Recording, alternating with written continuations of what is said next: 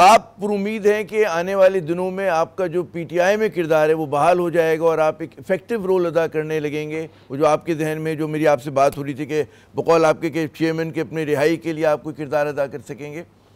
اور دوستوں کے ساتھ مل کر؟ جی انشاءاللہ یہ تو فیصلہ جس طرح ہے کہ وہ کہہ رہے ہیں کہ عمران خان صاحب نے کہا ہے کہ انہوں نے فیصلہ کرنا ہے، وہ کہہ رہے ہیں عمران خان رہا ہونے کے بعد کریں گے۔ میری نظر میں جو موجودہ حکمت عملی ہے اس سے ان کی رہائی میں جو ہے وہ بڑی لمبی رکاوٹ ہے اور وہ رہا نہیں ہو پا رہے۔ سو یہ دو پوزیشنز ہیں، اب اس میں دیکھتے ہیں کہ کیا پریویل کرتی ہے۔ اچھا بڑی آپ نے اہم بات کی کہ آپ نے حکمت عملی کے حوالے سے بات کی، لیکن میں اس سے پہلے ایک اور سوال آپ سے کرنا چاہوں گا، بڑا فطری سوال ہے کہ آپ پہ جبر ہوا، بقول آپ کے تشدد ہوا، ٹھیک ہے، آپ کو پارٹی سے کوشش کی گئی کہ آئی پی پی میں آپ شامل ہو جائیں۔ اب جب آپ نے دوبارہ سے میدان میں اترے ہیں اور پرانے سٹانس کے ساتھ اترے ہیں تو کیا اجازت لے کے اترے ہیں، پوچھ کر اترے ہیں، کیا ہے صورتحال؟ پلوں کے نیچے سے بہت پانی گزر گیا ہے، چیزیں ہو گئی ہیں، آپ خود بین رہے ہیں اتنا عرصہ، آپ کو نوکریاں چھوڑنی پڑی، آپ کے ادارے ختم ہوئے، اب آپ دوبارہ اس جگہ پہ آ گئے ہیں، تو ظاہر ہے کہ ایک نئی صورتحال جو ہے وہ ہوئی ہے، تو ایسا ہی ہمارے ساتھ بھی ہوا ہے۔ اچھا اب یہ بتائیے کہ یہ جو آپ نے کہا کہ جی یہ حکمت عملی جو ہے وہ اتنی مؤثر نہیں ہے، اور ظاہر ہے کہ مطلب باہر بیٹھ کے لوگ کہتے ہیں جی تنقید کرنا آسان ہوتا ہے، کیا حکمت عملی ہونی چاہیے اور اس آج کی حکمت عملی میں کیا آپ کو کمزوری نظر آ رہی ہے؟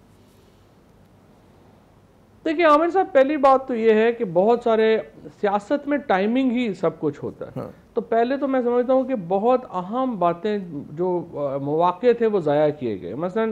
سب سے اہم موقع جو تھا وہ 9 مئی تھا، جبکہ 9 فروری تھا، جب سارے کا سارا جو آئی وڈ سے کہ الیکشن چوری ہوا،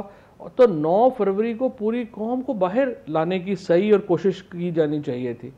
اور اس کے بعد یہ جو لیاقت چٹھا نے جس طرح سے دھاندلی کا جو سارا معاملہ تھا وہ سر بازار ہی پھوڑ دیا، اس وقت ہمیں جو ہے وہ احتجاج کی کال ہوتی تو وہ بہت افیکٹو ہوتی اور اس کی ایک بڑا امپیکٹ ہوتا۔ اب یہ جو پی ٹی آئی کر رہی ہے اس کے نتیجے میں سوائے اس کے کہ چند لوگ جمع ہوتے ہیں، نعرے لگاتے ہیں، چلے جاتے ہیں، اس کا کوئی فائدہ نہیں ہے۔ اور اس لیے میں یہ سمجھتا ہوں کہ جو بھی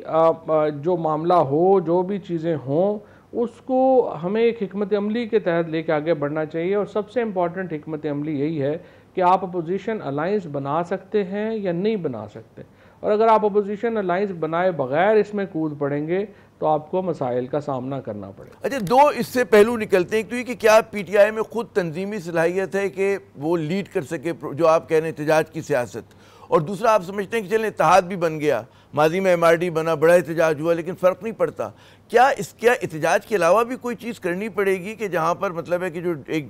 باٹل نیک میں پھنسی ہوئی ہے پی ٹی آئی کی پولیٹکس، اس سے باہر نکل سکے؟ اور اس سے میری مراد آپ سمجھ گئے ہوں گے کیا اسٹیبلشمنٹ سے بات کرنے کی ضرورت ہے؟ جی یہ جو الائنس ہے اس کا کام تو پہلے تو یہی بات چیت کرے، جو اسٹریٹ پاور ہے۔ دیکھیے بات چیت میں صرف ایشو یہ ہے کہ میں یہ کہہ رہا ہوں کہ جب آپ ابھی اسٹیبلشمنٹ سے یا حکومت سے بات چیت کی کریں گی کوشش، تو وہ کوئی اتنی آپ کا وزن نہیں ہوگا۔ جب تک آپ کا اپنا وزن نہیں ہوگا، جب تک اگلوں کو یہ پتہ نہ ہو کہ اس کے کانسیکوینس ہوں گے مذاکرات ناکام ہونے کے، وہ آپ کی بات کو کیوں وزن دیں گے؟